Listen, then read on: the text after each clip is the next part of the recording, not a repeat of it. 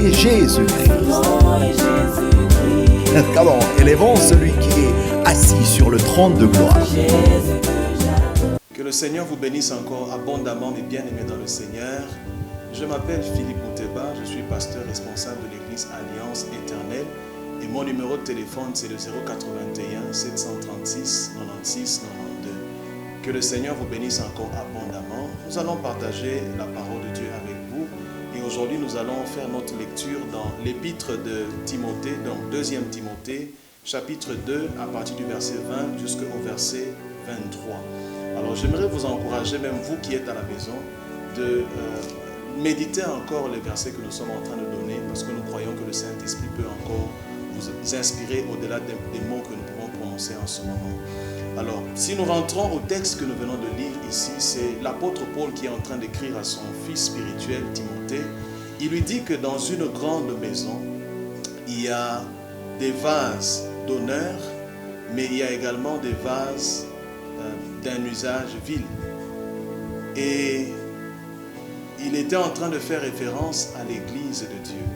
Et en fait, il y a plusieurs, nous tous, à partir du moment où nous avons donné notre vie au Seigneur, il a fait de nous ses enfants, il a fait de nous également ses serviteurs. Il attend que nous puissions, Dieu attend que nous puissions jouer un rôle au sein de l'église.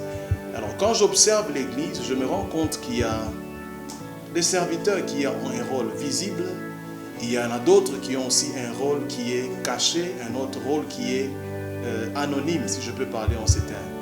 Alors nous pouvons être tentés de croire que peut-être ceux qui sont en train de jouer un rôle qui est visible ont beaucoup plus d'importance aux yeux de notre Dieu. Parce que la Bible nous dit ici, si nous devons, je peux lire rapidement le verset 20, il nous dit: dans une grande maison, il n'y a pas seulement des vases d'or et d'argent, mais il y en a aussi de bois et de terre.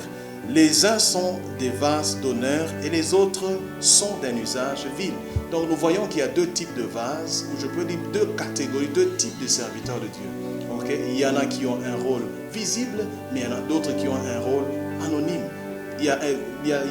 D'un côté, nous avons ceux qui sont en train de jouer un rôle public, mais il y en a d'autres qui sont en train de jouer un rôle qui est caché. Par exemple, ce que je suis en train de faire maintenant, c'est un rôle que je suis en train de jouer, mais un rôle qui est public. Mais il y en a d'autres. Par exemple, au courant de la semaine, nous sommes passés au niveau de l'église, nous avons trouvé que l'église était arrangée. Quelqu'un est passé par là, il a travaillé sans que tout le monde ne puisse savoir ce qu'il est en train de faire. Il est en train de travailler dans l'anonymat. Alors nous sommes tentés de croire que par rapport au rôle que nous jouons, nous devenons plus importants à notre Dieu. Mais l'apôtre Paul dit quelque chose de très important, c'est que si nous continuons la lecture, nous allons nous rendre compte que ce n'est pas d'abord le rôle que nous jouons au sein de l'Église, mais c'est ce que nous sommes, la manière dont nous sommes en train de marcher avec notre Dieu. C'est ça qui est plus important. Et la Bible nous dit ceci, si nous continuons avec la lecture, il dit: si donc quelqu'un se conserve pur en s'abstenant de ces choses, il sera un vase d'honneur, sanctifié, utile à son maître, propre à toute bonne œuvre. Donc, pour que nous puissions devenir des vases d'honneur pour notre Dieu, ce n'est pas d'abord le rôle que nous jouons au sein de l'Église, mais c'est la manière dont nous sommes en train de marcher avec le Seigneur. Nous pouvons être en train de jouer un rôle spectaculaire, mais nous marchons dans le péché. Nous pouvons être en train de jouer un rôle impressionnant, mais nous ne marchons pas selon les vérités de la parole de Dieu. Nous ne sommes pas en train de marcher dans la sanctification. Donc l'apôtre Paul dit ici que nous devons nous conserver purs. Il dit que celui qui se conserve pur, c'est celui-là qui sera un vase d'honneur pour le Seigneur.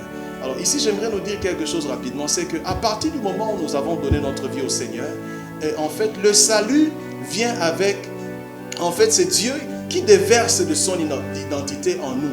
Et nous savons que notre Dieu, c'est un Dieu qui est saint. Dieu attend que nous puissions marcher dans la sainteté. La Bible nous dit ceci, que en Christ, nous sommes devenus de nouvelles créatures. Les choses anciennes sont passées. Les choses anciennes, c'est quoi? C'est peut-être les péchés dans lesquels nous étions en train de nous vautrer, la vie de péché dans laquelle nous étions en train de, mener. Alors, à partir du moment où nous donnons notre vie au Seigneur, le salut vient avec, en fait, Dieu nous donne une certaine identité. Il donne son identité à lui. Et nous savons que notre Dieu est saint. Maintenant, où est le problème généralement? C'est qu'il est une chose que de croire au Seigneur, mais généralement, nous avons du mal à marcher dans cette vie de sainteté qui nous a été conféré à partir du moment où nous avons donné notre vie au Seigneur. Nous avons du mal à conserver notre relation avec le Seigneur. Dieu attend que nous puissions marcher dans la sainteté. La Bible nous dit ceci, que nous puissions rechercher la paix avec tout le monde et la sanctification sans laquelle nul ne verra le Seigneur. Et l'apôtre Paul ici dit, si donc quelqu'un se conserve pur, se conserver, ça veut dire quoi? Ça veut dire garder ce qu'on a reçu dans l'état initial. Protéger ce qu'on a reçu dans l'état initial. Dans l'état initial. Donc Dieu attend que nous puissions garder, maintenir cette vie de sainteté. Dieu attend que nous puissions marcher dans la sanctification. Alors, ce qui fera que nous puissions être des vases d'honneur pour le Seigneur, c'est vrai que nous avons différents rôles que nous sommes en train de jouer au sein de l'Église, mais ce qui fera que nous puissions être des vases d'honneur pour le Seigneur, c'est d'abord par la manière dont nous sommes en train de marcher. Et notre Dieu attend que nous puissions marcher dans la vie de sanctification. Dieu aimerait que nous puissions mener une vie qui va glorifier son nom. Que le Seigneur vous bénisse abondamment et à la fois prochaine. Jésus que j'adore, c'est Jésus que j'adore. Son nom est Jésus-Christ. Son nom est Jésus-Christ. Alors, élevons celui qui est assis sur le trône de gloire. Jésus